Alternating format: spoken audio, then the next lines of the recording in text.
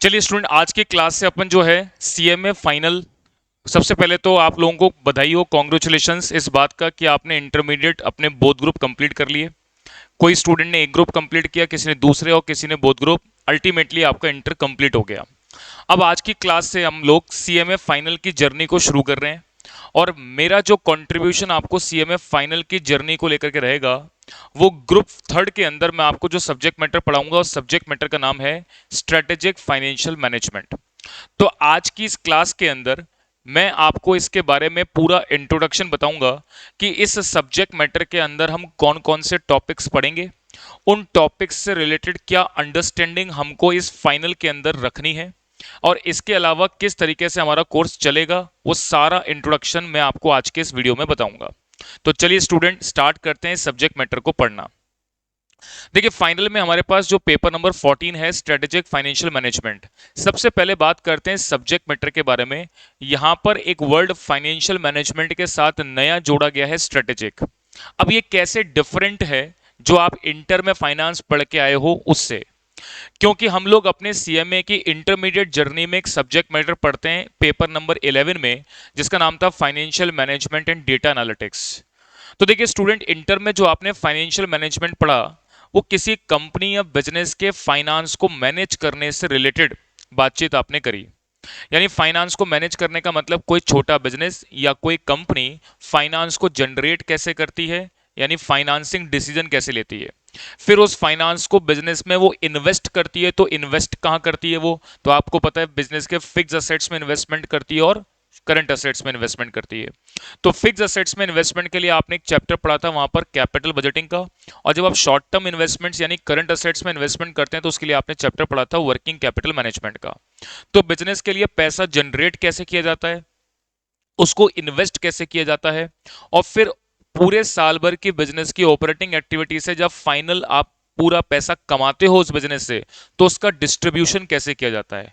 तो बेसिकली हमने जो इंटरमीडिएट में बेसिक फाइनेंस पढ़ा था, उसमें हमने एक फाइनेंस मैनेजर के द्वारा कोई भी फाइनेंसिंग डिसीजंस जो भी लिए जाते हैं, या सॉरी जो बिजनेस डिसीजंस लिए जाते हैं, उसमें फाइनेंसिंग, इन्वेस्टिंग और डिस्ट्रीब्यूशन रिलेटेड जो भी स्ट्रेटेजीज, जो भी चैप्टर्स थे, वो बातचीत हमने वहां इंटरमीडिएट में करी थी। अब हम बात करते हैं सीएमए फाइनल में। तो सीएमए फाइनल में हमारे सब्जेक्ट मैटर का नाम है स्ट्रेटेजिक फाइनेंशियल मैनेजमेंट। तो फाइनेंशियल मैनेजमेंट में एक नया वर्ड यहां पर ऐड हो गया, स्ट्रेटेजिक। अब स्ट्रेटेजिक वर्ड से मतलब क्या है? तो ये थोड़ा टेक्निकल और एनालिसिस वाला वर्ड है। इसकी बातचीत कैसे, यहां पर कौन से कंटेंट पढ़ेंगे, वो यहीं से बात समझ में आएगी। तो देखिए, कोई भी बिजनेसमैन या कोई भी कंपनी जो फाइनेंस जनरेट करती है या फाइनेंस पैसा कमाती है, वो अपने पैसे को ग्रो कैसे करेगी। यानी मैं यहां पर एक कंपनी के पॉइंट ऑफ व्यू से, कोई इंडिविजुअल है तो इंडिविजुअल के पॉइंट ऑफ व्यू से हर एक पॉइंट ऑफ व्यू को कवर करूंगा, जिसके अंदर मैं आपको ये बताऊंगा कि जो भी फाइनेंस या पैसा है उसको ग्रो कैसे किया जाएगा। फाइनेंस को लगाना कैसे है, फाइनेंस को चलाना कैसे है, वो तो इंटर में पढ़ लिया। लेकिन फाइनेंस को ग्रो कैसे करना है, मल्टीपल टाइम्स में ग्रो कैसे करना है, इस बात को लेकर के बहुत सारे टॉपिक्स हम इस सब्जेक्ट मैटर के अंदर पढ़ेंगे। अब मैं यहां पर एक एक टॉपिक का डिस्कशन आपके साथ करूंगा, और उसके साथ में ये आज की इंट्रोडक्शन क्लास में आपको समझाऊंगा कि ये सब्जेक्ट टॉपिक आपको किस तरीके से समझने हैं। देखिए, इंटर की फाइनेंशियल मैनेजमेंट में ओनली एक चैप्टर है कैपिटल बजटिंग, जो कि आप फाइनल में पढ़ते हैं। बाकी कोई भी चैप्टर इंटर का ऐसा नहीं है जो फाइनल में कैरी ऑन होता है। इसका मतलब सिर्फ कैपिटल बजटिंग आपका कैरी ऑन होगा, बाकी सारे ही टॉपिक्स आपके जो हैं वो नए रहेंगे। अपना सिलेबस देखिए, बहुत बड़ा सिलेबस है। अगर आप देखेंगे तो फाइनल के अंदर जो सबसे मोटी बुक है वो आपकी एक तो इनडायरेक्ट टैक्स की मिलेगी, और एक आपको जो है एफएम की मिलेगी। 850 पेज की बुक है जो हमारे इंस्टीट्यूट का स्टडी मटेरियल है। इस पूरे स्टडी मटेरियल को सब कुछ पढ़ाने से पहले एक छोटी सी बात और मैं आपको कर देता हूं कि देखिए, मैंने यहां पर आपको बहुत आसान बनाने के लिए सब्जेक्ट मैटर को और बहुत क्लियर कट बनाने के लिए मैंने यहां पर 3 बुक्स बनाई हैं। 3 बुक्स में मेरी एक बुक आएगी आपके पास कंसेप्ट बुक के नाम से, जिसमें मैं जितने भी पूरे सब्जेक्ट मैटर के कंसेप्ट्स होंगे वो उस सारी बुक के अंदर मैं आपको दूंगा। इसके अलावा मैंने क्वेश्चन बैंक बनाया है। क्वेश्चन बैंक जो है वो 2 वॉल्यूम के अंदर मैंने कवर किया है, क्योंकि हमारा ये एसएफएम का जो पेपर है वो बहुत वास्ट और लेंदी पेपर है। तो इस बात को कवर करने के लिए मैंने अपना जो है एक क्वेश्चन बैंक बनाया है। अभी मैं आपको दिखाऊंगा क्वेश्चन बैंक के बारे में। क्वेश्चन बैंक में देखिए ये इस तरीके से आपको दो बुक मिलेंगी क्वेश्चन बैंक की, वॉल्यूम 1 और वॉल्यूम 2 नाम से। देखिए इसमें इस क्वेश्चन बैंक की मैं खास बात बता देता हूं, इसमें मैंने आपको question plus solution, question bank का मतलब क्या होता है, जिसमें क्वेश्चन भी मिलेंगे और क्वेश्चन के सॉल्यूशंस भी मिलेंगे। लगभग 600 प्लस क्वेश्चंस मैंने इसमें कवर किए हुए हैं। और इसकी कवरेज क्या रखी है मैंने, तो मैंने आपको बोला साहब इसके अंदर मैंने जो न्यू सिलेबस 2022 का स्टडी मटेरियल है ये मैंने पूरा कवर किया है, जो आईसीएमआई इंस्टीट्यूट के द्वारा इशू किया जाता है। ओल्ड सिलेबस 2016 का स्टडी मटेरियल भी मैंने पूरा कवर किया है। इसके अलावा हमारा जो पास्ट एग्जामिनेशन क्वेश्चंस का सेक्शन है, जिसमें पिछले 10 साल, या आप यूं समझ लें कि 2016 सिलेबस का फर्स्ट अटेम्प्ट जून 2017 में लगा था, तब से लेकर के आज तक, यानी अभी लेटेस्ट एग्जाम जो जून 2025 का हुआ है, तब तक के सारे क्वेश्चंस इसमें मैंने विद सॉल्यूशन के साथ कवर किए हैं। इसके बाद एक लेटेस्ट वर्कबुक इंस्टीट्यूट ने अभी फिलहाल 2 महीने पहले ही अपनी साइट पर, 2 या 3 महीने पहले लॉन्च की है। उसके सारे क्वेश्चंस मैंने एक्स्ट्रा प्रैक्टिस क्वेश्चंस में कवर किए हैं। इसके अलावा मॉक टेस्ट पेपर जो इंस्टीट्यूट अपने एग्जाम से पहले आपको ऑफिशियल तौर पर अपने साइट पर इशू करता है, उसके भी सारे क्वेश्चंस मैंने यहाँ पर एक्स्ट्रा प्रैक्टिस क्वेश्चन में कवर किए हैं।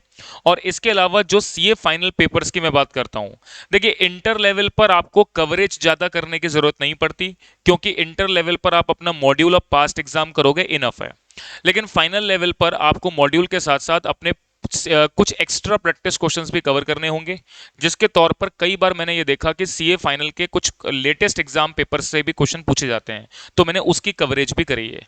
यानी मैंने ये इस प्रकार से आपकी बुक डिजाइन करी है, जिसमें आपको कहीं भी भटकने की जरूरत नहीं है, कोई भी एक्स्ट्रा क्वेश्चंस कहीं से भी देखने की जरूरत नहीं है। आप केवल इन क्वेश्चन बैंक को कवर कर लो, और मैं ये गारंटी कर सकता हूं इस बात की कि इसमें से जो कवरेज मिलेगी उससे आप 90 मार्क्स के ऊपर अबव स्कोर कर सकते हैं। देखिए प्रोफेशनल एग्जाम में मानता हूं मैं 90 मार्क्स को कह पाना बहुत मुश्किल है, क्योंकि 100 नंबर का पेपर विद परफेक्शन के साथ अटेम्प्ट करोगे तब ये पॉसिबिलिटी है। लेकिन यहां पर मैं बात कर रहा हूं कि अगर आप कोई सा भी पेपर, अभी लेटेस्ट आप जितने भी 2022 सिलेबस के क्वेश्चन पेपर्स देखेंगे, उसकी कवरेज मैंने 100% अपने मॉड्यूल से करी है। यानी कि अगर आप कोई भी क्वेश्चन देखेंगे, वो उसका डिजाइन, उसका तरीका, वो सब कुछ मैंने अपनी बुक में उस तरीके के क्वेश्चंस कवर किए हैं। देखिए कई चैप्टर्स आप ऐसे भी पढ़ेंगे जिसके अंदर आपको 25 क्वेश्चन, 30 क्वेश्चन है, लेकिन मैंने अपने बुक में 100 क्वेश्चन, 150 क्वेश्चन इस तरीके से मैंने डाले हैं। तो मैंने बहुत सारे क्वेश्चन बाहर से भी इसको कवर करे हैं, इस हिसाब से कि आपकी ओवरऑल कवरेज हो। तो आपको सिर्फ मेरा क्वेश्चन बैंक पढ़ना है, इसके अलावा कुछ और एक्स्ट्रा मटेरियल देखने की आवश्यकता नहीं है। तो वो क्वेश्चन बैंक भी किस तरीके के होंगे ये मैं बता देता हूं। ये एक वॉल्यूम 1 क्वेश्चन बैंक है, जिसमें कुछ चैप्टर्स कवर होंगे, और इसी प्रकार से मैं आपको एक वॉल्यूम 2 क्वेश्चन बैंक दूंगा। ये दूसरा जो कुछ सेक्शन है चैप्टर्स के, वो इसमें कवर होंगे। कंसेप्ट बुक अभी कुछ टाइम में आ जाएगी, तब मैं उसके बारे में भी आपको बताऊंगा। तो ये सारी बात रही कि मेरी कवरेज कैसे रहेगी। अब इसके बाद हम बात करते हैं अपने सब्जेक्ट मैटर के बारे में। देखिएगा स्टूडेंट, देखिए इसमें मैं जो चैप्टर्स के बारे में बात करूंगा, वो एक एक चैप्टर के बारे में अपन डिस्कशन करेंगे। तो मैं बात कर रहा हूं पेपर नंबर 14, जो हमारा सब्जेक्ट मैटर है स्ट्रेटेजिक फाइनेंशियल मैनेजमेंट।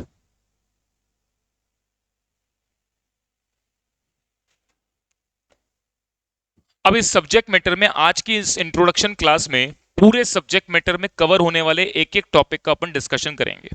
देखिए सबसे पहला टॉपिक है investment decision, project planning and control. तो ये पहला चैप्टर जो है वो एक प्रकार से इसको मैं लिखूंगा इन्वेस्टमेंट डिसीजन के नाम से। इन्वेस्टमेंट डिसीजन का मतलब मैं आपको बता दूं, ये चैप्टर है related to capital budgeting. Capital budgeting के बारे में मुझे ज्यादा बातचीत करने की आवश्यकता नहीं है, क्योंकि आप इंटर में पढ़ के आ चुके हैं कि जब भी कोई कंपनी या बिजनेस अपने मोटे पैसे को फिक्स असेट्स के अंदर इन्वेस्टमेंट करता है, क्योंकि ज्यादातर बड़ा पैसा आपका फिक्स असेट्स में इन्वेस्टमेंट होता है, तो वो एक किसी बिजनेसमैन के लिए बहुत ही क्रिटिकल डिसीजन है, क्योंकि आप अपने टोटल फंड का एक लार्ज पार्ट एक फिक्स असेट्स में इन्वेस्टमेंट करते हैं। तो इस डिसीजन को लेते वक्त आपको क्या सावधानियां, क्या समझना है, वो सारी बातें अपन इस चैप्टर में पढ़ेंगे। तो आपने इंटर में बेसिकली रिप्लेसमेंट डिसीजंस के बारे में पढ़ा होगा, उसी का सवाल आपको फाइनल लेवल पर भी मिलता है। बट सवाल का जो तरीका होगा या उनका लेवल होगा, वो इंटर से मैं बता दूं थोड़ा सा डिफिकल्ट हो जाएगा, क्योंकि फाइनल है तो यहाँ पे कुछ और नई बातों के साथ वो रिप्लेसमेंट के सवाल हमको करने होंगे। बाकी जो आपने इंटर में पढ़ा था वही सेम कंटेंट हम यहाँ पर पढ़ेंगे, पर थोड़ा सा एडवांस क्वेश्चंस के रूप में देखेंगे। इसके बाद हम बात करते हैं सेकंड चैप्टर की। देखिए सेकंड चैप्टर है evaluation of risky proposal for investment decision. तो मैंने इस चैप्टर का नाम बोला इवैल्यूएशन ऑफ रिस्की प्रपोजल। और ये रिस्की प्रपोजल किसके हैं? इन्वेस्टमेंट डिसीजन, यानी कि मैं बात कर रहा हूं कैपिटल बजटिंग का ही ये पार्ट है। इसको मैं एडवांस कैपिटल बजटिंग के रूप में बोलता हूं। क्या बातचीत है, समझते हैं। इवैल्यूएशन ऑफ रिस्की प्रपोजल का मतलब क्या? कि जब भी कोई प्रोजेक्ट या बिजनेस के अंदर आप पैसा इन्वेस्ट करते हैं तो रिस्क तो है ही कि वो बिजनेस सक्सेसफुल होगा कि नहीं। अब हम क्या करते हैं कि साहब उस बिजनेस के सिलेक्शन को लेकर के हम फ्यूचर एस्टिमेट करते हैं कि वो बिजनेस फ्यूचर में कितने एक्सपेक्टेड कैश फ्लोज आपको जनरेट करके देगा और कितना इन्वेस्टमेंट आप उसमें लगाओगे। मान लो मैंने बोला साहब आज मैंने कोई बिजनेस को शुरू करने से पहले एस्टिमेट किया कि उसमें 50 लाख रुपए लगाऊंगा, 10 साल की लाइफ है, अगले 10 साल में वो 80 लाख रुपए के कैश फ्लो जनरेट करके देगा। इसका मतलब मुझे नेट बेनिफिट वो 30 लाख का दे रहा है। अकॉर्डिंगली जितने भी प्रोजेक्ट हैं सबकी एनपीवी मैं निकालता हूं कि 80 कमाए 50 लगाए तो 30 का बेनिफिट आया। तो जिसका एनपीवी सबसे ज्यादा आएगा उस प्रोजेक्ट को आप क्या कर लेंगे? सेलेक्ट कर लेंगे। लेकिन अब यहां क्या पढ़ोगे आप? यहां पर अपन बातचीत करेंगे साहब जो भी फ्यूचर से रिलेटेड आप कैश फ्लोस की बात कर रहे हैं सर, वो जरूरी थोड़ी ना है कि आज से 5 साल के बाद अगर मैंने एस्टिमेट किया है कि ये बिजनेस मुझे 5 लाख कमा के देगा तो 5 लाख ही आएंगे। यानी फ्यूचर में जो भी आपने एस्टिमेशंस बनाए हैं वो कितने सटीक हैं कि नहीं, इस बात को जज करने के लिए यहां पर कई सारे पैरामीटर्स पड़ेंगे। यानी कि जो भी हम फ्यूचर से रिलेटेड एक्सपेक्टेशन बनाते हैं उसको और अप्रोप्रिएट मैनर में कैलकुलेट करने के लिए, उसको और एक्यूरेट कैलकुलेट करने के लिए ये यहां पर कुछ मेथोडोलॉजी आपको पढ़ाई जाएगी जो बिल्कुल एग्जैक्ट डिसीजन मेकिंग में कन्वर्ट करेगी इस बात को लेकर के कि उस प्रोजेक्ट को सेलेक्ट करना है कि नहीं करना। ठीक है ना? चलिए नेक्स्ट आगे की बात करते हैं। अगला एक चैप्टर हम लोग पढ़ते हैं यहां पर, उसका नाम है लीजिंग डिसीजन। चलिए अब यहां से आपके नए चैप्टर्स पढ़ना शुरू हो जाएंगे। तो ये दो चैप्टर्स सिर्फ आपके जो हैं वो इंटरमीडिएट से रिलेट करते हैं। बाकी अब सारे चैप्टर्स का जो डिस्कशन है वो फाइनल में बिल्कुल सेपरेट और न्यू होगा। अब मैं बात करता हूं अगले सब्जेक्ट मैटर, अगले टॉपिक के बारे में जो कि है लीजिंग डिसीजन। चलिए इसको समझते हैं, ध्यान से सुनिएगा। देखिए आज की इंट्रोडक्शन क्लास है, सब्जेक्ट मैटर में आने वाले टॉपिक का डिस्कशन कर रहा हूं, सुनना है अपने को बस, केवल है ना, सुनना और समझने वाली बात करनी है। शुरुआत में कोई भी चैप्टर की शुरुआत में नेक्स्ट क्लास में करूंगा, तो इस क्लास में केवल इंट्रोडक्शन की बात कर रहे हैं अपन। अब देखिए अगला चैप्टर का नाम मैंने लिखा लीजिंग डिसीजन। ये क्या होता है? लीज का मतलब आपको समझ में आता है साहब किराए पर लाना या किराए पर देना। लीजिंग डिसीजन क्या होता है?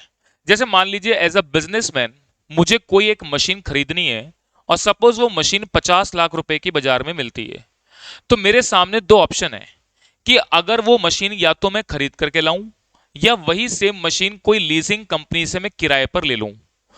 अब यहां पर मुझे कुछ फायदे होंगे कुछ नुकसान होंगे, तो मुझे यहां पर नेट फायदा कैलकुलेट करना है कि कौन से ऑप्शन में है, उस ऑप्शन को मुझे ऑप्ट करना है। अब मैं आपको समझाता हूं, ध्यान से सुनना। जैसे मान लो 50 लाख की मशीन अगर मुझे खरीदनी है तो एक तो खरीदने का ऑप्शन हो गया, एक लीज पे लाने का ऑप्शन हो गया।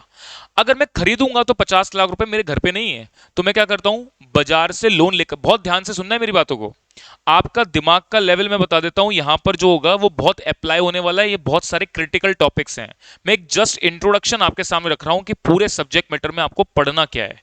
तो इससे ये क्लैरिटी मिलेगी कि हमारे को जो चीजें हम पढ़ रहे हैं वो हमारे जीवन में कहां काम आएगी। ध्यान से सुनना मेरी बात को। तो मैंने कहा साहब एक 50 लाख रुपए की मशीन मुझे खरीद करके लाना है, तो मैं क्या करता हूं, बाजार से लोन लेता हूं, लोन लेकर के वो 50 लाख रुपए मेरे पास आ गए, मैं मशीन परचेस करता हूं, प्रीमाइसेस में इंस्टॉल कर लेता हूं। अब अगर मैं मशीन खरीद करके लाता हूं तो मेरे को कुछ फायदे भी होंगे कुछ नुकसान भी होंगे। चलो फायदे की बात करते हैं। अगर मैं मशीन खरीद करके लाता हूं तो मशीन का मालिकाना हक मेरे पास है, मींस मैं डेप्रिसिएशन क्लेम कर सकता हूं। और उस मशीन पर अगर मैं डेप्रिसिएशन क्लेम करूंगा तो प्रॉफिट एंड लॉस के डेबिट में दिखाऊंगा, तो प्रॉफिट कम आएगा तो सरकार को टैक्स भी कम जाएगा। एक बात ये क्लियर हो गई। दूसरा, अगर मैंने वो मशीन खरीदी तो मैंने बाजार से लोन लिया, लोन लेकर के मैं मशीन खरीद करके ला रहा हूं, तो उस लोन पर मैं इंटरेस्ट भी तो पे कर रहा हूं, इंटरेस्ट भी मेरा खर्चा हो गया। अब इंटरेस्ट खर्चा है तो भी उसको पीएनएल में दिखाऊंगा, प्रॉफिट कम आएगा, सरकार को टैक्स कम देना पड़ेगा। ये दूसरा बेनिफिट हो गया। तीसरा बेनिफिट, क्योंकि वो मशीन मैं खरीद करके लाया हूं तो मालिकाना हक मेरे पास है। इसका मतलब मान लो उसकी एस्टिमेटेड लाइफ अगर 10 साल है तो 10 साल बाद उस मशीन को कबाड़ में बेचूंगा तो स्क्रैप वैल्यू का बेनिफिट भी किसको मिलेगा? मेरे को मिलेगा। ये कुछ फायदे मैंने आपको बताए। क्या आपको मेरी बात समझ में आई? नुकसान की बात करते हैं। नुकसान, अच्छा, अच्छा एक और बात समझना, वो मशीन में खरीद करके लाया तो उसकी रिपेयरिंग का कोई भी प्रकार का खर्चा है वो भी मुझे कराना पड़ेगा, तो रिपेयरिंग का खर्चा भी मैं पीएनएल के डेबिट में दिखाऊंगा, प्रॉफिट कम आएगा, सरकार को टैक्स कम जाएगा। ये कुछ बेनिफिट हो गया। ये कुछ फायदों की बात करी कि मैंने उस परचेस करके लाता हूं तो डेप्रिसिएशन क्लेम करता हूं, इंटरेस्ट कॉस्ट को पीएनएल में दिखाता हूं, स्क्रैप वैल्यू का बेनिफिट क्लेम करता हूं, और इसके अलावा रिपेयर रिन्यूअल पे खर्चा करता हूं तो उसका भी टैक्स बेनिफिट मुझे मिलता है। अब नुकसान की बात करते हैं। जैसे मान लीजिए मैंने बोला कोई मशीन में खरीद करके लेके आ गया 50 लाख रुपए की। अब मान लीजिए 2 साल के बाद मार्केट में कोई नई अपडेटेड टेक्नोलॉजी वाली मशीन मार्केट में आ गई। अब नई मशीन मार्केट में आ गई और उस जो मशीन खरीद के लाया हूं उसकी लाइफ 10 साल है, तो जो मशीन खरीद के लाया उसके 2 साल बाद कोई नई अपडेटेड वाली मशीन अगर मार्केट में आ गई तो मैं आसानी से उस मशीन को रिप्लेस नहीं कर सकता क्योंकि वो मशीन मैंने खरीद ली है। तो इसका मतलब अगर कोई नई अपडेटेड वाली मशीन मार्केट में आती है तो आसानी से आप दूसरी मशीन पे स्विच नहीं हो सकते। तो ये उसका एक डीमेरिट हो गया, एक उसका ये नुकसान हो गया। तो मशीन को खरीद के लाने के कुछ फायदे भी हैं, कुछ नुकसान भी हैं। अच्छा, दूसरा ऑप्शन बिजनेसमैन के पास क्या है, ध्यान से सुनना आप। 50 लाख रुपए की मशीन खरीद करके न लाऊं और मैं लीज पर लेकर के आऊं। जैसे लीजिंग कंपनीज होती हैं बहुत सारी मार्केट में जो असेट को लीज पर देने का काम करती हैं। एक छोटा सा एग्जांपल देता हूं, देखो लीज पे देने का मतलब क्या हो गया। जैसे मान लो मेरी हाईवे कंस्ट्रक्शन की कंपनी है, हाईवे बनाने का काम करता हूं। अब आपको पता है कि हाईवे बनाने पर बड़े बड़े रोलर लगते हैं और बड़ी बड़ी मशीनें काम में आती हैं। अब मान लो मैं जयपुर बेस्ड कंपनी हूं और मुझे नागपुर के अंदर कोई हाईवे बनाने का प्रोजेक्ट मिला, मुझे एमपी में कोई हाईवे बनाने का प्रोजेक्ट मिला, और मान लो वो हैवी मशीनरीज मैं जयपुर में खरीद लेता हूं, तो मुझे अगर नागपुर ले जाना है तो उस मशीन के ट्रांसपोर्ट करने में भी दुनिया भर का खर्चा आ जाएगा। तो ऐसे केस में जो हाईवे कंस्ट्रक्शन वाली कंपनी है वो कभी भी हाईवे कंस्ट्रक्शन से रिलेटेड मशीन्स को परचेस नहीं करती। क्यों? क्योंकि वो हाईवे कंस्ट्रक्शन कंपनी जयपुर में है मान लो, और उसको कंस्ट्रक्शन प्रोजेक्ट तो इंडिया में कहीं भी मिल सकता है। मेरे को आसाम में कोई प्रोजेक्ट मिल गया, अगर आसाम में, क्योंकि मुझे टेंडर भरना पड़ता है सरकार का, अब उसमें मुझे मान लो आसाम का कोई हाईवे कंस्ट्रक्शन का प्रोजेक्ट मिला, तो यहां से आसाम तक अगर मैं मशीन ले जाऊंगा तो ट्रांसपोर्ट कॉस्ट ही जबरदस्त आ जाएगी क्योंकि वो मशीनरी बड़ी हैवी मशीनरी है। तो ऐसे केस में मैं आसाम के वहां के कोई लोकल लीजिंग कंपनी से उन मशीन को लीज पर लेता हूं, हाईवे कंस्ट्रक्ट करता हूं, और जो मशीन मैंने लीज पर ली है उसका लीज रेंट पे करूंगा, और उसके बाद वो मशीन मैं उसको काम कंप्लीट होने के बाद वापस कर दूंगा। क्या आपको मेरी बातें समझ आ रही है मैंने क्या बोली? चलिए, अब मैंने आपको यहां बात करी कि अगर मैं मशीन खरीद करके लाता हूं तो क्या फायदे नुकसान है। अब मैं बात कर रहा हूं कि मैं मशीन को अगर लीज पर लेकर के आता हूं तो क्या फायदे नुकसान है। ध्यान से सुनना आप। अगर आप लीज पर कोई एसेट को लेकर के आते हो तो आपका खर्चा, फायदे की बात करते हैं पहले। तो आप लीज पर लेकर के आओगे, इसका मतलब मालिकाना का आपके पास नहीं है। अच्छा, पहले तो फायदे की बात करते हैं। तो आप क्या करोगे, लीज रेंट का पेमेंट करोगे। लीज रेंट पे करोगे तो खर्चा है, खर्चे को पीएनएल के डेबिट में दिखाओगे, प्रॉफिट कम आएगा, सरकार को टैक्स कम जाएगा। इसके अलावा फायदा क्या है कि मान लीजिए 2 साल बाद, 3 साल बाद कोई नई अपडेटेड मशीन मार्केट में आ जाती है, तो ऐसे केस में मुझे रिप्लेस करना आसान है। मैं लीजिंग कंपनी को बोलूंगा साहब ये मशीन तो अब क्या आउटडेटेड हो चुकी है, आप वापस रखो, मैं लीज रेंट अब पे नहीं करूंगा, एक नई अपडेटेड वाली मशीन मार्केट में आई है वो परचेस करके आप मुझे लीज पर देते हो। इसका मतलब मैं दूसरी मशीन पर आसानी से स्विच हो सकता हूं। ये कुछ फायदे बताए। इसके अलावा आप नुकसान की बात करते हैं। क्योंकि वो असेट आप लीज पर लेकर के आए हो तो मालिकाना का आपके पास नहीं है, कुछ टाइम आप यूज करोगे फिर उस मशीन को वापस करोगे, तो मालिकाना का आपके पास नहीं है, मींस आप डेप्रिसिएशन क्लेम नहीं कर सकते, स्क्रैप वैल्यू का बेनिफिट नहीं ले सकते। तो ये कुछ उसके क्या हो गए, नुकसान हो गए। तो अब कुल मिलाकर के इस चैप्टर में पढ़ना क्या है, इस चैप्टर में पढ़ना यह है कि अगर मैं कोई मशीन को परचेस ऑप्शन से लाता हूं, खरीद कर लाता हूं, तो मेरा नेट आउटफ्लो कितना जाएगा, और अगर मैं मशीन को लीज पर लेकर के लाता हूं तो मेरा नेट आउटफ्लो कितना होगा। जिस भी ऑप्शन में सबसे लीस्ट कैश आउटफ्लो होगा, सबसे कम आउटफ्लो होगा, उस ऑप्शन को मैं ऑप्ट करूंगा। तो यहां पर ये लीजिंग डिसीजन के अंदर किसी भी असेट को लीज पर लिया जाए या ना लिया जाए, इस बात की डिसीजन मेकिंग इस चैप्टर में पढ़ेंगे। एग्जाम में मैं बता देता हूं, बड़ा क्वेश्चन आता है, 100% सवाल आपको 7 नंबर का एक बड़ा सवाल मिलेगा। चलिए, तो इस चैप्टर का एक इंट्रोडक्शन मैंने आपके सामने रखा, होप सो मेरी बात समझ में आ गई होगी। अब अपन आगे बढ़ते हैं। अगला चैप्टर है आपका सिक्योरिटाइजेशन। ये थ्योरेटिकल चैप्टर है, इसके बारे में मैं बाद में डिस्कस करूंगा, पहले प्रैक्टिकल चैप्टर्स के बारे में डिस्कशन कर रहा हूं, तो ये चैप्टर की बात कंप्लीट हो गई। अब देखिए, अगला एक चैप्टर है अपना म्यूचुअल फंड्स। तो हम चौथा चैप्टर यहां पर पढ़ेंगे म्यूचुअल फंड कंपनी के बारे में। म्यूचुअल फंड कंपनी के कई सारे आप मार्क एड देखते होंगे, सब्जेक्ट टू मार्केट रिस्क, की सारी बातें।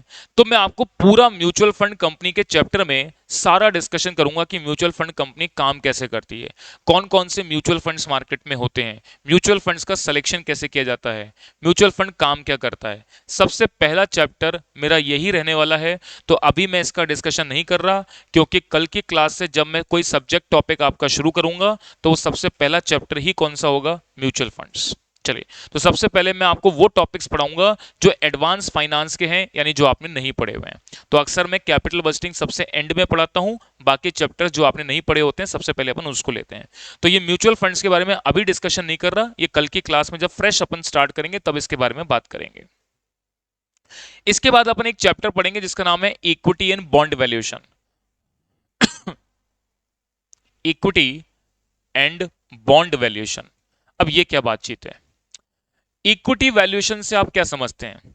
कोई भी कंपनी जिसकी मार्केट में कोई ना कोई इशूड शेयर्स पर प्राइसिंग चल रही है, वो एक्यूरेट है या नहीं। इसका मतलब कई बार कई ट्रेडर्स ऐसे होते हैं जो मार्केट में प्राइस को फ्लक्चुएट करते हैं, बल्क पैसा इन्वेस्ट करके या बल्क पैसा विड्रॉ करके। तो यानी मार्केट के अंदर जब शेयर्स की खरीद फरोख्त होती है, तो कई सारे ट्रेडर्स जो बड़े ट्रेडर्स होते हैं, वो कंपनी की शेयर प्राइसिंग को खराब करने का प्रयास करते हैं। ऐसे केस में कंपनी अपने मार्केट में चल रही इक्विटी शेयर्स की प्राइसिंग को करेक्ट करती है इक्विटी वैल्यूएशन मेथड के थ्रू। तो इक्विटी वैल्यूएशन चैप्टर में इक्विटी शेयर्स की जो मार्केट में प्राइस चल रही है किसी भी कंपनी की, उसकी करेक्ट वैल्यू क्या होनी चाहिए, इस बात की कैलकुलेशन बनाने के लिए आप ये चैप्टर इक्विटी वैल्यूएशन का पढ़ेंगे। यानी मार्केट में कोई कंपनी का शेयर मान लो 100 रुपए पर ट्रेड कर रहा है, बट एक्चुअली उसकी वैल्यू जो है 70 रुपए की होनी चाहिए, वो ओवर ट्रेड कर रहा है। तो नॉर्मल इन्वेस्टर को मालूम ही नहीं पड़ेगा कि ओवर ट्रेड कर रहा है कि नहीं। तो वो क्या करते हैं, इस मेथड के थ्रू ये मालूम करते हैं कि इसकी करेक्ट प्राइसिंग क्या होनी चाहिए। तो ये ओवर प्राइसिंग है या अंडर प्राइसिंग है या करेक्टली प्राइस्ड है। अकॉर्डिंगली वो डिसीजन मेकिंग बनाते हैं कि उस शेयर्स को खरीदना चाहिए कि नहीं खरीदना चाहिए। मान लो एक शेयर की प्राइस आपकी कैलकुलेशन के हिसाब से 70 रुपए होनी चाहिए, और वो अभी मार्केट में 200 रुपए का मिल रहा है। वो एकदम से उस शेयर की प्राइसिंग में जबरदस्त उछाल आ गया और 200 रुपए पे चला गया। तो क्या 200 रुपए पे खरीदना चाहिए? तो आपने करेक्टली प्राइस जब कैलकुलेशन बनाई तो मालूम पड़ा वो 70 रुपए का वैल्यूएशन होना चाहिए उसका, जबकि 200 रुपए पे वैल्यू कर रहा है, तो आप उसको खरीदने का डिसीजन नहीं लोगे। अगर आपने गलती से 200 रुपए पे उस शेयर को खरीद लिया, तो ये 100% बात होगी कि नियर फ्यूचर में वो 200 रुपए से गिर करके 70 रुपए के अप्रोक्सीमेट आ जाएगा और आपको भारी नुकसान हो जाएगा। तो इसका मतलब जब भी कोई शेयर को हम खरीदने जाते हैं, तो मार्केट में चल रही प्राइस पर अंधा विश्वास नहीं करते, हम उसका वैल्यूएशन बनाते हैं कि इसकी प्राइसिंग की वैल्यूएशन क्या होनी चाहिए और ये मार्केट में मिल कितने का रहा है। अगर थोड़ा बहुत डिफरेंस है तो चलेगा, लेकिन बहुत मेजर डिफरेंस है, इसका मतलब आप अभी रुकें, जब उसका वैल्यूएशन अप्रोप्रिएट आए। क्योंकि मार्केट में ट्रेडर क्या करते हैं, शॉर्ट टर्म बेनिफिट्स के लिए मार्केट में बल्क पैसा लगाते हैं, बल्क पैसा निकालते हैं और शेयर की प्राइसिंग के साथ छेड़छाड़ करते हैं। तो यहां पर इक्विटी वैल्यूएशन आपको एक शेयर की करेक्ट वैल्यूएशन निकालना बताएगा कि उसकी वैल्यूएशन अपन कैसे निकालेंगे।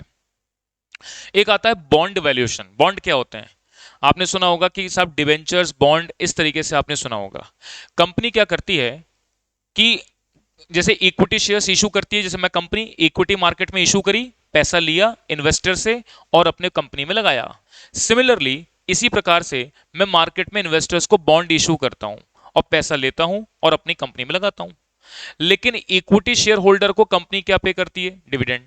बॉन्ड होल्डर को क्या पे करती है? इंटरेस्ट।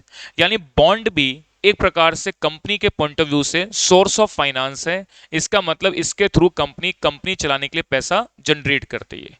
अब जो बॉन्ड मार्केट में इशू किए जाते हैं वो भी ट्रेड करते हैं। इसका मतलब बॉन्ड की भी खरीदे और बेचे जाते हैं। तो उसकी करेक्ट प्राइसिंग क्या है, इस बात की कैलकुलेशन के लिए हम ये चैप्टर पढ़ेंगे जिसका नाम क्या बताया मैंने, बॉन्ड वैल्यूएशन। चलिए नेक्स्ट अपन आगे की बात करते हैं। अब इसके बाद बहुत इंपॉर्टेंट चैप्टर आएगा आपका पोर्टफोलियो मैनेजमेंट। 6 नंबर का टॉपिक मैंने लिखा है यहां पर, पोर्टफोलियो मैनेजमेंट। समझना ध्यान से बेटा, पोर्टफोलियो मैनेजमेंट क्या है। पोर्टफोलियो क्या होता है, पोर्टफोलियो का मतलब होता है ग्रुप। और ये किसके ग्रुप की बात कर रहा है, इन्वेस्टमेंट्स की, सिक्योरिटीज की। क्या होता है कि साहब इन्वेस्टर जब भी शेयर मार्केट में इन्वेस्टमेंट करता है तो कभी ऐसा नहीं करता कि वो अपना सारा पैसा किसी एक ही कंपनी में लगा दे। अगर मान लो उसने अपना सारा पैसा एक ही कंपनी में लगा दिया और वो कंपनी अगर चढ़ गई तो आपका पैसा चढ़ गया, अगर वो डूब गई तो आपका पैसा भी डूब गया। इसका मतलब एक रैशनल इन्वेस्टर, एक समझदार इन्वेस्टर अपने पैसे को वेल डाइवर्सिफाई करता है। वेल डाइवर्सिफाई करने का मतलब अलग अलग प्रकार की सिक्योरिटीज में इन्वेस्टमेंट करता है, ताकि मार्केट में कोई भी प्रकार की सिचुएशन अराइज हो उससे उसके टोटल पोर्टफोलियो पर या टोटल रिटर्न पर कोई इंपैक्ट ना पड़े। जैसे मान लो, फॉर एक छोटा सा एग्जांपल मैं देता हूं कि अगर मेरे पास 10 लाख रुपए हैं तो 10 लाख रुपए को क्या मैं सारी ऑटोमोबाइल कंपनी में इन्वेस्ट करूंगा, क्या नहीं।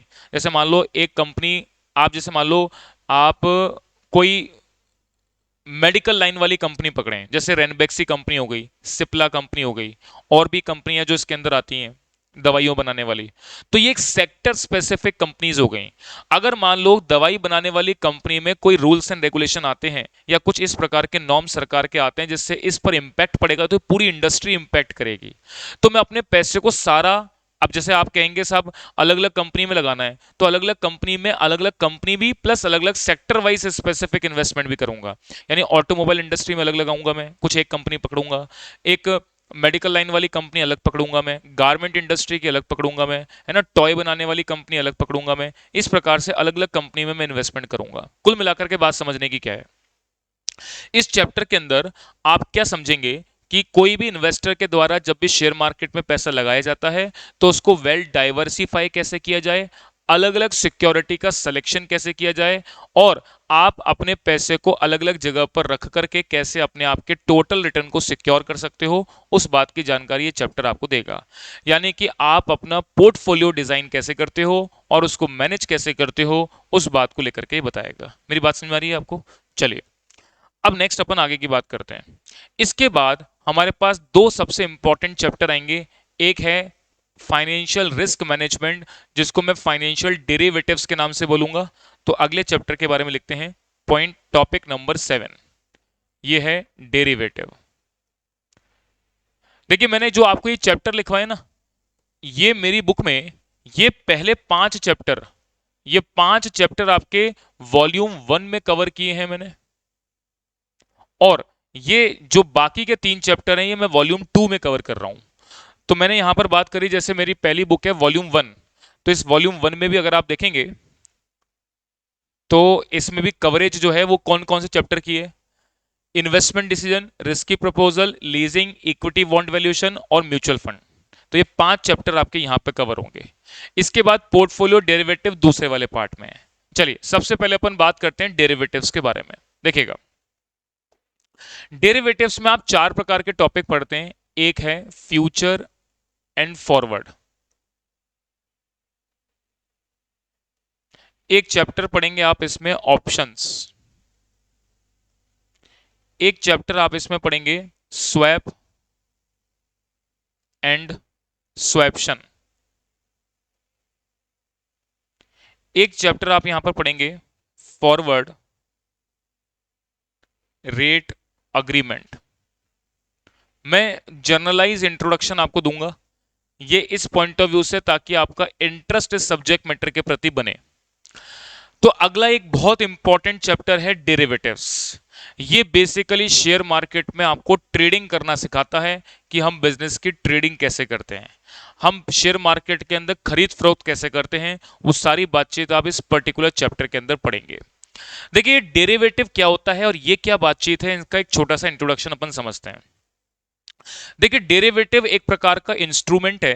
डेरिवेटिव का मतलब क्या होता है, डिराइव करना। कहने का मतलब क्या, कि कोई भी प्रकार का इंस्ट्रूमेंट जो शेयर मार्केट में खरीदा या बेचा जाता है, उसकी वैल्यू को कैसे डिटरमाइन किया जाएगा, वो ये इंस्ट्रूमेंट आपको उस वैल्यू को डिटरमाइन करने में मदद करते हैं।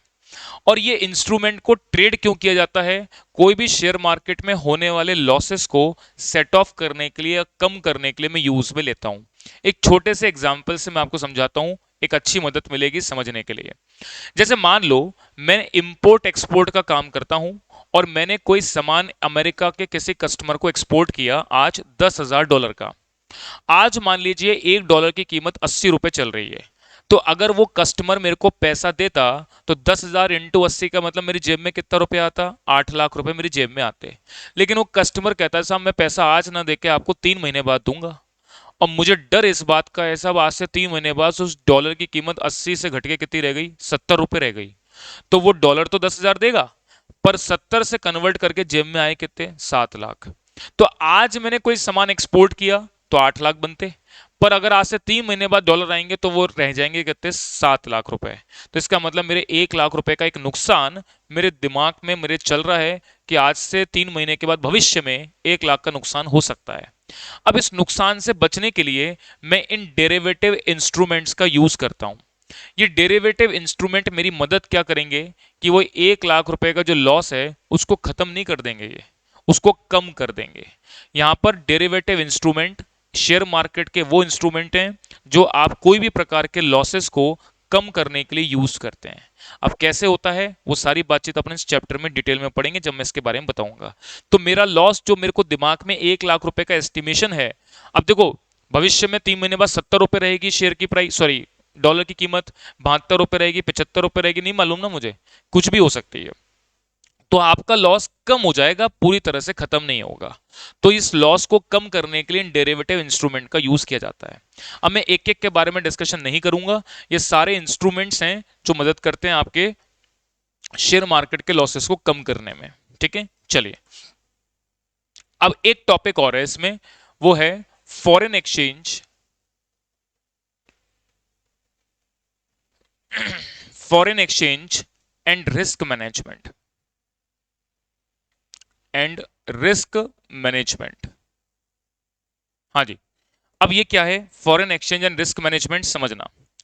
फॉरेन एक्सचेंज का मतलब है फॉरेन करेंसी से, यानी कोई भी प्रकार का ऐसा ट्रांजैक्शन जिसमें फॉरेन करेंसी का इन्वॉल्वमेंट होता है उसे हम फॉरेन एक्सचेंज ट्रांजैक्शन के नाम से जानते हैं। तो फॉरेन एक्सचेंज ट्रांजैक्शन कैसे किए जाते हैं, कैसे कन्वर्जन किया जाता है, इसकी डिटेल बातचीत अपन चैप्टर में पढ़ेंगे। तो अगर आप पाउंड में, डॉलर में, येन में इस तरीके के इंपोर्ट एक्सपोर्ट करते हैं तो करेंसी का कन्वर्जन जब आप कराने जाते हैं तो बहुत सारे पैरामीटर्स होते हैं, वो सारे पैरामीटर्स आप यहां पर पढ़ेंगे।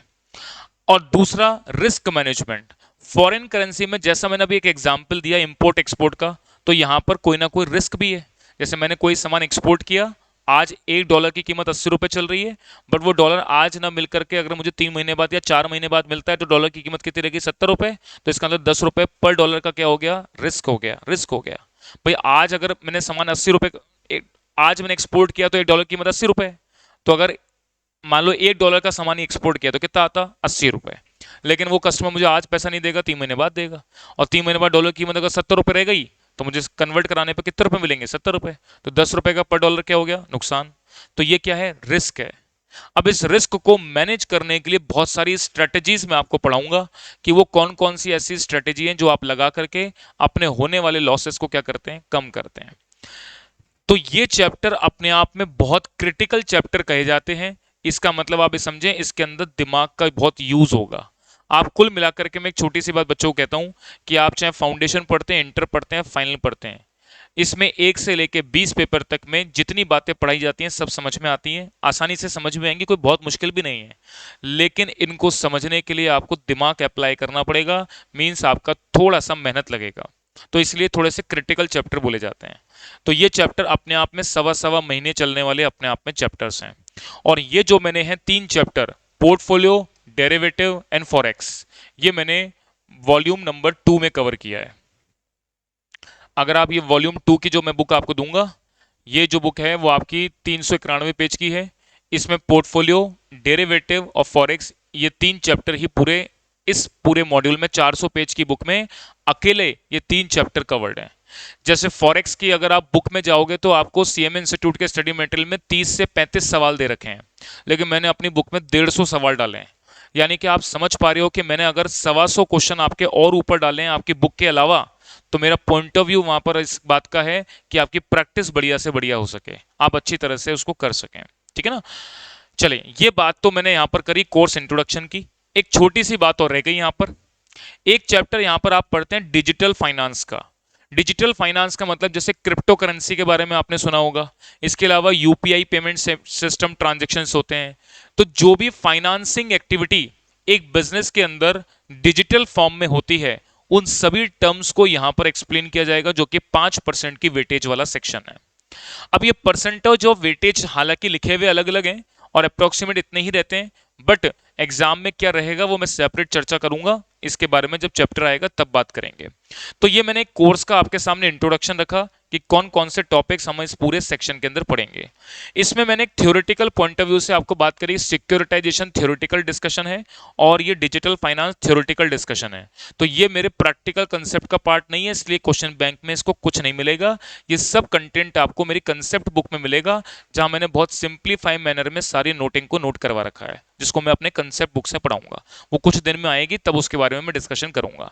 तो ये सब्जेक्ट मैटर के बारे में मैंने बात करी, आपको मेरी बात समझ में आ गई होगी। चलिए, अब आगे की बात समझते हैं।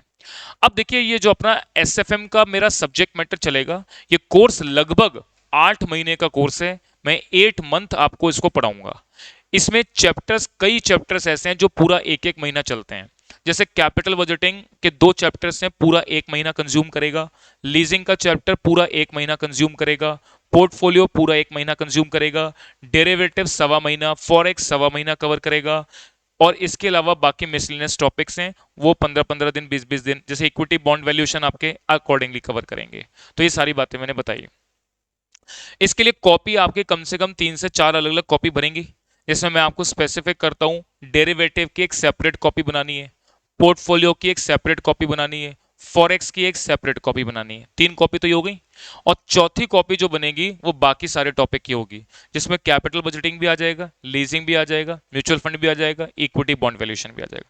तो ऐसे 4 कॉपियां आपकी भरेंगी। उसके अंदर मैं क्लासरूम के अंदर सारे नोट्स आपको लिखवाऊंगा प्रॉपरली, हर एक टॉपिक से रिलेटेड। और जितने भी क्वेश्चन मैंने अपने क्वेश्चन बैंक में दे रखे हैं वो सब सॉल्व करवाऊंगा। लेकिन सब संभव नहीं हो पाते क्लास के अंदर। मान लो 150 क्वेश्चन डाले हैं, तो 150 में से मैं 80-90 क्वेश्चन तक आपको कराऊंगा। कुछ क्वेश्चंस मैं आपको घर से करने को भी दूंगा। लेकिन मेरी कवरेज में आपका ये सारा कंटेंट जो सीएमए इंस्टीट्यूट का स्पेसिफिक है, वो पूरा कवर मैंने यहां पर कर लिया है। अगर आप इतना पढ़ लेते हैं और इसको कम से कम 2 से 3 बार अगर आप रिवाइज कर लेते हैं, तो सब कुछ बहुत बढ़िया। तो ये सारा सेक्शन मैंने आज की क्लास में बताया। क्या आपको मेरी बातें समझ आ गई कि वाली? अब मैं कल की क्लास से यहां पर एक नया टॉपिक आपका शुरू करूंगा। वो सबसे पहला टॉपिक रहेगा म्यूचुअल फंड के बारे में बात। तो म्यूचुअल फंड के बारे में आज की क्लास में मैंने कोई डिस्कशन नहीं किया, जो मैं कल नेक्स्ट क्लास से आपको डिस्कस करूंगा। तो आज की क्लास में सिर्फ इंट्रोडक्शन की बातें मैंने आपके सामने रखी हैं। ठीक है ना। चलिए, एग्जाम का पेपर पैटर्न के बारे में थोड़ा सा और बात कर लेता हूं मैं। एग्जाम का पेपर पैटर्न जो है, वो अभी जो रीसेंट पेपर्स हैं, अभी अगर आप मेरा कोई लास्ट एबीसी एनालिसिस का वीडियो या अभी आपने जो जून 25 का पेपर देखा होगा, उसमें मैंने स्पेसिफिक कर दिया था कि साहब 2 के ए पार्ट में इस चैप्टर में से ये क्वेश्चन बनेगा, 2 के बी पार्ट में इस चैप्टर में से ये क्वेश्चन बनेगा। यानी कि पूरे सब्जेक्ट मैटर में कौन से सेक्शन में से क्या क्वेश्चन पूछा जाएगा, क्या संभावना है, इसका एस्टिमेशन जब भी आप पेपर देने जाओगे तब उससे पहले वीडियो आपको मेरा मिलेगा, अकॉर्डिंगली देखना है। क्योंकि आप पढ़ रहे हैं तो अभी दिसंबर तो देंगे नहीं आप, अगले साल कुछ बच्चे अगले साल जून में देंगे, कुछ बच्चे अगले साल दिसंबर में देंगे। तो जब भी वो एग्जाम से रिलेटेड पहले मैं आईबीसी एनालिसिस बनाऊंगा, तो अकॉर्डिंगली मैं उस हिसाब से आपको बता दूंगा कि क्या क्या सेक्शन अपना कवर होगा। लेकिन आपको कवर सारी चीजें पढ़नी है, पढ़ना सब कुछ है।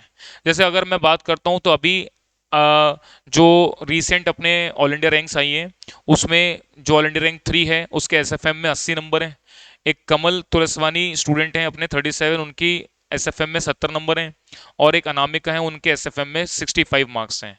तो इस तरह से उन्होंने इतने इतने मार्क्स स्कोर करे हैं। तो इसके अंदर जो मेरी कवरेज थी वो अकॉर्डिंगली कुछ इसी तरीके से थी जो मैंने आपको बताई। यानी आपको जो मैं डायरेक्शन दे रहा हूं, जितनी बातें मैं आपको बता रहा हूं, आप इतना कवर कर लो, इतना इनफ है। इसी को मल्टीपल टाइम्स रिवाइज कर लो। मैं गारंटी कर सकता हूं कि आप 100% यहां पर एग्जेम्प्ट स्कोर कर लोगे, 60 नंबर से ऊपर ले आओगे। 90% की बात मैंने लिखी इसलिए कि कवरेज आपको इसमें से पूरी मिलेगी, ठीक है ना, लगभग।